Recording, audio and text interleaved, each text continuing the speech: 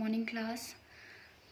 I am Ayushi Gaur from Galaxian International School, and today we are going to study about chemical classification of matter. So as you can see in this flow diagram कि matter के हमारे जो matter है वो दो parts में या हम लोगों ने उसको डिवाइड किया है, that is mixture and pure substance. फिर हम लोगों ने मिक्सचर को फर्दर डिवाइड किया है, that is homogeneous mixture and दूसरा हेट्रोजीनियस मिक्सचर. इसके बाद हमारे आते हैं प्योर सब्सटेंस. उनको भी हम लोगों ने दो पार्ट्स में डिवाइड किया है, that is element and compound. तो क्या होता है बेटा, एलिमेंट क्या है आपका. हम लोग सबसे पहले प्योर सब्सटेंस की बात करते हैं तो हम लोग पढ़ेंगे एलिमेंट. एलिमेंट क्या है? An element is the simplest form of matter that can not be split into simpler substance. ये इतना ज़्यादा सिंपलेस्ट फॉर्म हो चुका है अब मैटर का कि अब वो फर्दर कोई और डिवाइड नहीं हो सकता, हम उसको फर्दर स्प्लिट नहीं कर सकते. और build from simpler substances bye an ordinary chemical और फिजिकल मेथड. और हम लोग उसको सिंपलर सब्सटेंस से बना भी नहीं सकते हैं किसी भी ऑर्डिनरी केमिकल और फिजिकल मेथड से. तो हमारे पास there are 114 element known to us. ठीक है, हम लोगों के पास कितने एलिमेंट हैं अभी तक जितने हमें पता है वो हैं 114 एलिमेंट्स, एंड जिसमें 92 are natural occurring while the rest has been prepared artificially. जिसमें से 92 आपके ऐसे एलिमेंट्स हैं जो कि नेचुरल बन रहे हैं और जो अदर है वो कि हम लोगों ने उन्हें आर्टिफिशियली प्रिपेयर किया है. Elements are further classified into metal, non metal and metalloids. Okay, then हम लोग नेक्स्ट चीज़ पढ़ेंगे वो है आपका कंपाउंड. अब कंपाउंड क्या होता है? तो आपका compound is a pure substance made up of 2 और मोर एलिमेंट्स. ठीक है, हम लोगों ने इसको प्योर सब्सटेंस भी कहा है और हमको पता है कि प्योर सब्सटेंस वो सब्सटेंस होते हैं जिनमें एक तरीके का एटम प्रेजेंट होता है. लेकिन हम लोग यहाँ पर pure substance as a molecule बात करेंगे कि जो दो टाइप के एलिमेंट्स से दो 1 और 2 या फिर मोर एलिमेंट्स को कंबाइन करके जब हम बनाते हैं किसी कंपाउंड को, ठीक है, तो उसका एक डेफिनेट प्रोपोर्शन होता है मास का.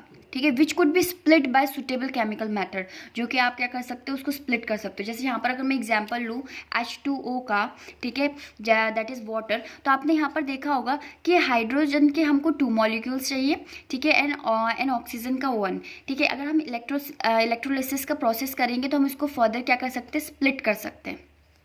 अब हम बात करेंगे कैरेक्टरिस्टिक्स ऑफ कंपाउंड की. ठीक है, compound always contain a definite proportion of the same element by mass. ठीक है, हम लोग एक डेफिनेट प्रोपोर्शन लेके चलते हैं. जैसे कि यहाँ पर हमें हाइड्रोजन के 2 ही मॉलिक्यूल चाहिए और ऑक्सीजन का 1 ही चाहिए अगर हमको वाटर बनाना है. ठीक है, ऐसा नहीं होगा कि वाटर में कभी H2O की जगह H3 आ जाए और O3 आ जाए, ऐसा नहीं होगा. इसका एक डेफिनेट प्रोपोर्शन ही हम हमेशा लेंगे वाटर को बनाने के लिए. The properties of compound are totally different from the element from which they are form. लेकिन आप देखो कि हाइड्रोजन एक काइंड ऑफ गैस है, ऑक्सीजन एक क्या है, एक मतलब कि ऑक्सीजन भी आपकी एयर है. ठीक है, लेकिन जब हम लोग वाटर मतलब कि ये लोग अगर हम लोग इनको अलग कर देते हैं हाइड्रोजन और ऑक्सीजन को, तो ये एज अ गैसियस फॉर्म में आ जाएंगी. लेकिन जब हम इसको कंबाइन करेंगे तो ये लिक्विड फॉर्म में हो जाता है. तो इसका मतलब जिन 2 एलिमेंट से हाइड्रोजन एंड ऑक्सीजन, ठीक है, जो 2 एलिमेंट है इनकी अगर हम इंडिपेंडेंट कर देते हैं तब क्या होगा, इनकी प्रॉपर्टीज़ बहुत ज़्यादा डिफरेंट हो जाएंगी. बट अगर हम इनको कंपाउंड बनाने के लिए क्या कर रहे हैं, हम लोग 2 को मिला रहे हैं, तो जो इनका जो रिजल्ट आएगा, जो हमारे पास कंपाउंड आएगा, उसकी प्रॉपर्टी एलिमेंट से बहुत ज़्यादा अलग होगी. क्योंकि अगर हम एज अ एलिमेंट ले तो हाइड्रोजन एक गैस थी एंड ऑक्सीजन भी गैस है, तो क्या हुआ, लेकिन जब हम लोगों ने इन दोनों को मिलाया तो आपका वाटर बन गया. ठीक है, compounds are broadly classified into inorganic and organic compound. Inorganic and organic compound में हम लोग इनको पढ़ेंगे आगे. ठीक है, inorganic compound are those which are obtain from non living sources. जो जैसे मिनरल से जो ऑब्टेन होता है उन्हें हम इनऑर्गेनिक बोलते हैं. एंड जो आप इसका एग्जांपल है common salt, Marvels and limestones, ये सब कुछ हमें मिनरल से ऑब्टेन होता है. एंड ऑर्गेनिक कंपाउंड वो वाले कंपाउंड्स होते हैं जो कि आपके लिविंग सोर्स से, मतलब लिविंग मतलब बायोटिक सोर्स से हमको मिलते हैं, जैसे प्लांट एंड एनिमल्स. और ये आपने पहले भी मैंने बताया था कि जो ऑर्गेनिक केमिस्ट्री वो डील करती है आपके कार्बन और उसके डेरिवेटिव से. तो यही. देन मिक्सचर की अगर हम बात करें तो अभी तक हम लोगों ने क्या पढ़ लिया है, प्योर सब्सटेंस हमने पढ़ लिए हैं. ठीक है, एलिमेंट एंड आपके कंपाउंड. अब हम मिक्सचर के बारे में आते हैं. तो मिक्सचर क्या होता है बेटा, कॉम्बिनेशन होता है 2 और मोर एलिमेंट्स का और कंपाउंड का इन एनी प्रोपोर्शन. कोई भी प्रोपोर्शन हम ले सकते हैं, so that the component do not losses it's identity. लेकिन इसमें क्या होता है बेटा, कंपोनेंट अपनी आइडेंटिटी को लॉस नहीं करता है, ठीक है। तो अगर मैं यहाँ पर देखूँ कि जैसे कि आपका एयर है, air is an example of mixture. Air किसका एग्जाम्पल है? एक मिक्सर का एग्जाम्पल है। और मिक्सचर आर टू टाइप्स, ठीक है। एक होता है होमोजीनियस एंड हेट्रोजीनियस। पहले हम इसका एक थोरो रीडिंग कर लेते हैं, ठीक है। कि हेट्रोजीनियस मिक्सचर क्या होता है? Have the same composition through out the sample, पूरे सैंपल में, ठीक है। जितना आपका बॉटम में होगा उतना ही आपका अपर पोर्शन में उसकी कंपोजिशन बिल्कुल सेम रहेगी। The component of such mixture can not be seen under a powerful microscope, ठीक है।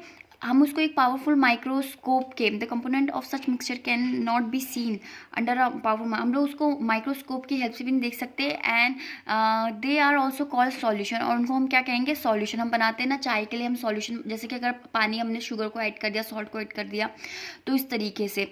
जैसे कि आपका एग्जाम्पल होमोजेनियस मिक्सर का क्या है बेटा? एयर है। एयर में भी हम लोग उसको माइक्रोस्कोप के अंदर लेके जाएंगे तो हमें हाइड्रोजन और ऑक्सीजन ऐसा तो है नहीं, इन्हें देख लेंगे। सी वाटर हो गया, ठीक है, brass etcetera. And heterogeneous mixture क्या होता है? कंसिस्ट ऑफ 2 और मोर पार्ट, ठीक है। इसके मोर पार्टें होते हैं, फेज हो जाते हैं, and which have definite composition. And heterogeneous mixture की क्या होती है बेटा? एक मिनट, एक्चुअली ये थोड़ा गलत हो गया है।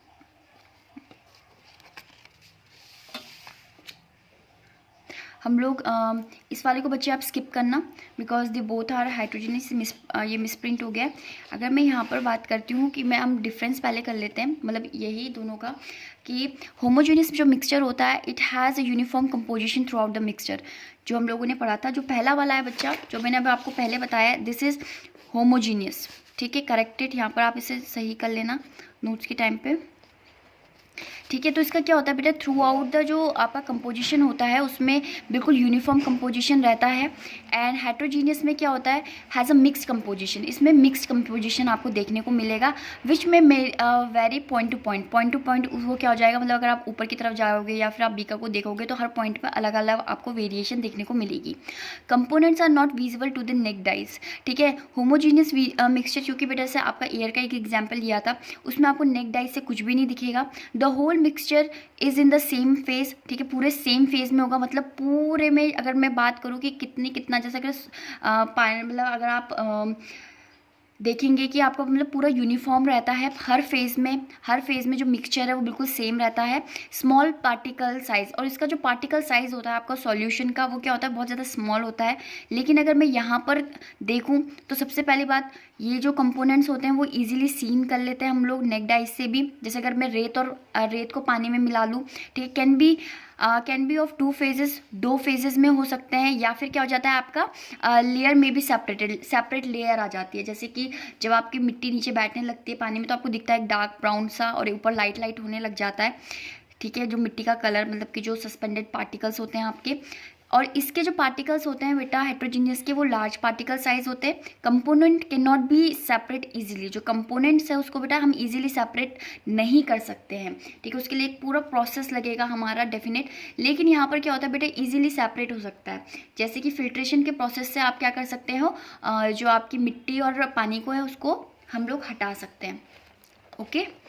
देन इसके बाद अगर हम लोग आगे पढ़ें, ठीक है, तो आपका एक और आता है, वो है सिस्टम ऑफ मेजरमेंट, ठीक है। सिस्टम ऑफ मेजरमेंट में हम आप क्या पढ़ते हैं बेटा? 2 सिस्टम है जो हमारे पास आपको मतलब कि प्रोवाइडेड है। वो 2 सिस्टम है, एक है मैट्रिक सिस्टम और एक है इंग्लिश सिस्टम, ठीक है बेटा।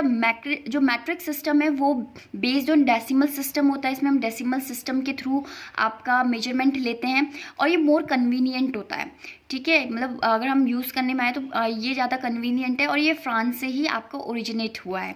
लेकिन अगर मैं बात करूँ वहीं पर इंग्लिश सिस्टम की, तो the international system of unit जिसको बोला गया है, इन फ्रांस में हम उसको बोलते हैं ले सिस्टम इंटरनेशनल द यूनिट्स का, ठीक है।